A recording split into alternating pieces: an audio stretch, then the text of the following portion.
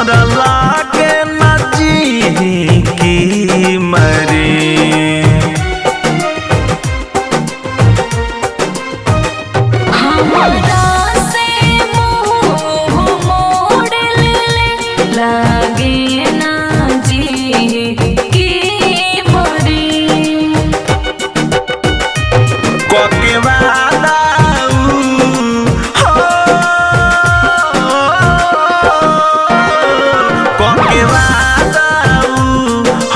तोड़ देली उनका से बगावत का करी।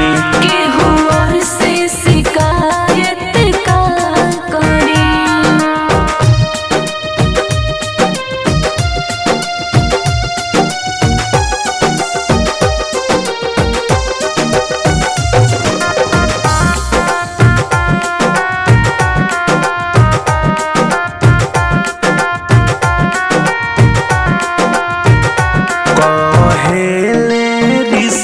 प्रभात हो केहू पे भरोसा न होई।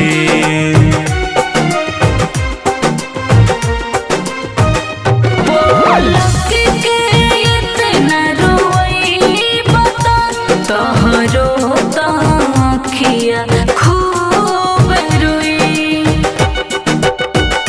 हमके बीच सफर